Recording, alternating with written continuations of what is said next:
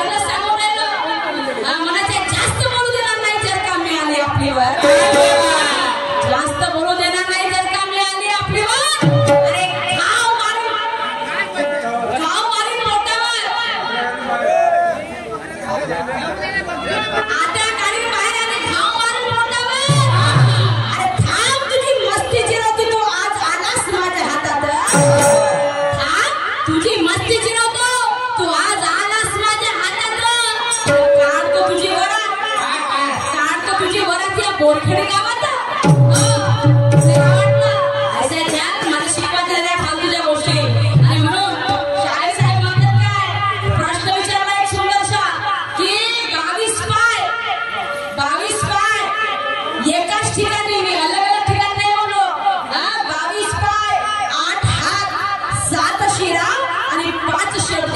कोणास आहे तर मग ते 22 प्रतिज्ञा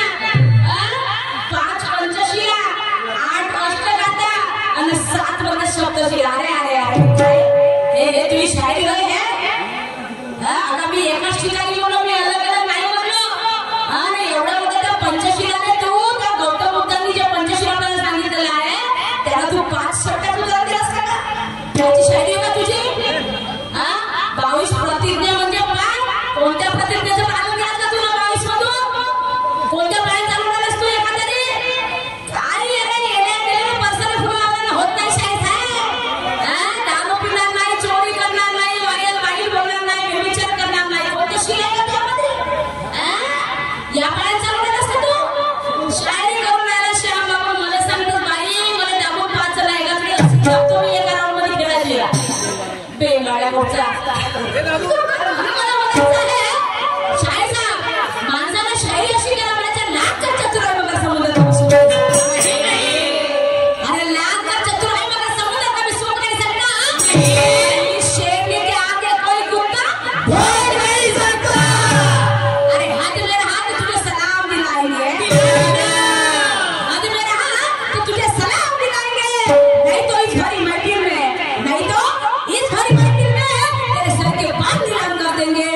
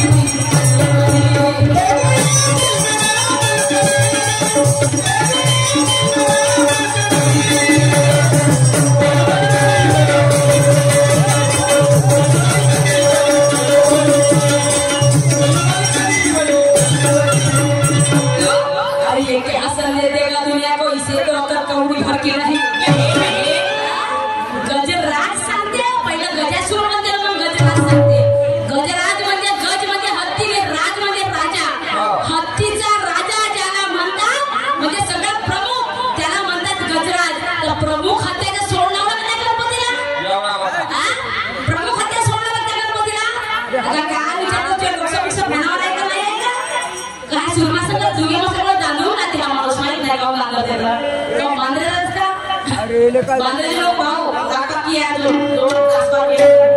अरे मन अरे ये क्या चलने देगा दुनिया को इसे तो अकल कौड़ी भरती नहीं अरे क्या चलने देगा दुनिया को इसे तो अकल कौड़ी भरती नहीं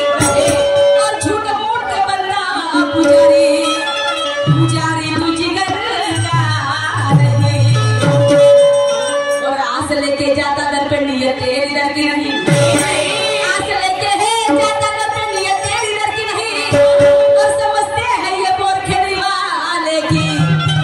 श्याम बाबू किस कदर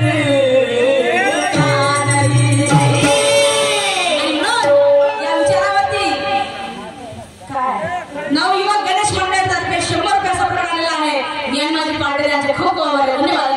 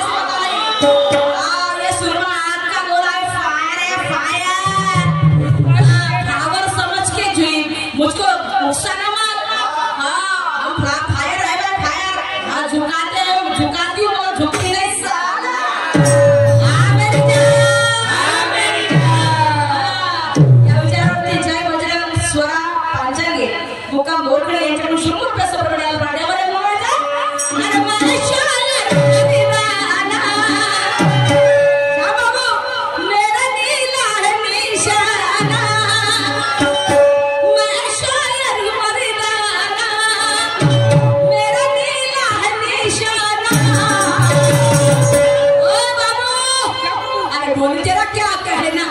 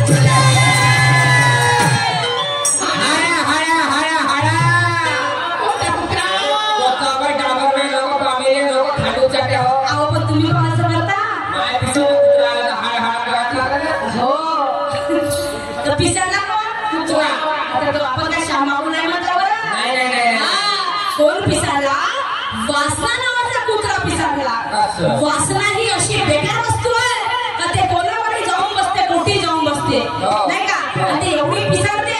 तिच्यातून निघणं मुश्किल होऊन जाते आणि म्हणून आपण त्या वासनेला म्हणतो शांबाबा नाही म्हणतो अरे याला ओळख ना हा पिसाळला जोरात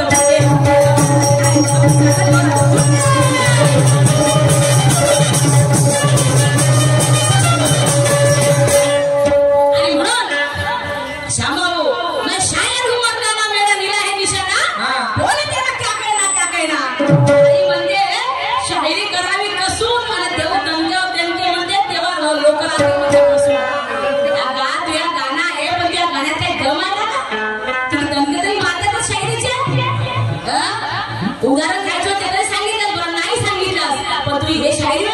ना तुझ्या बोलण्यात ठेव ना तुझ्या गाण्यात ठेव मला कवाली म्हणतेस तर तो मध्ये घराचं काय बोलायला ना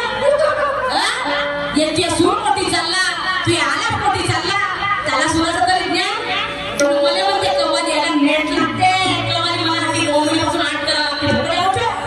आता त्याला कोणी म्हणतो असे उडते त्याला आणि म्हणजे अजून काय तू मला खमसो नाही तर तुला हो आगे आगे होता है क्या भाई रखते हैं तो बात करते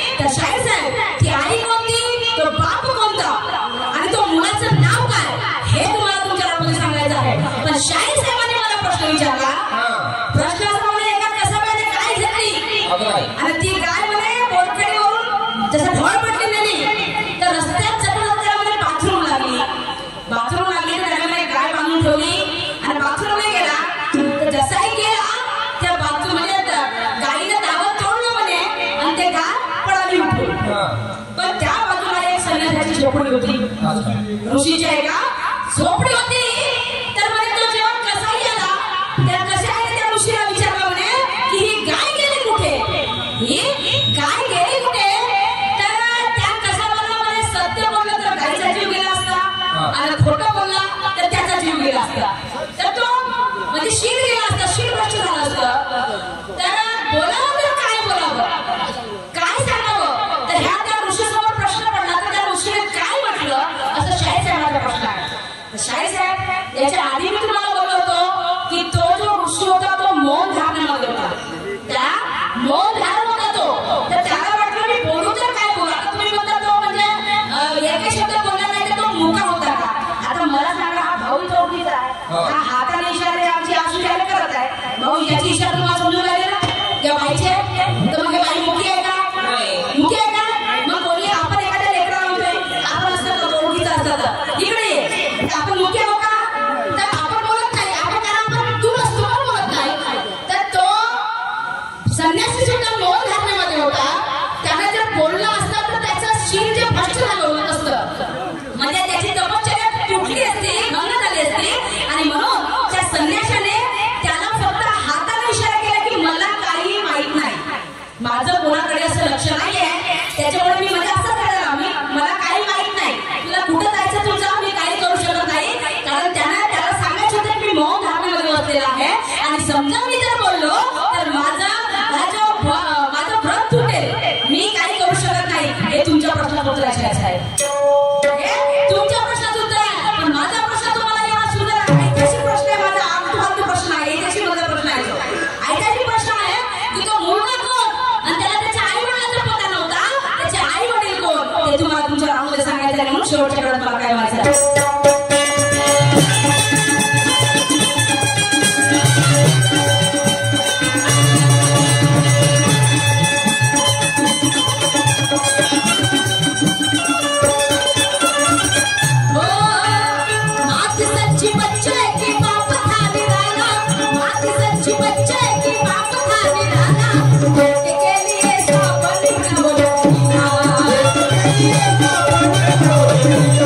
Hey,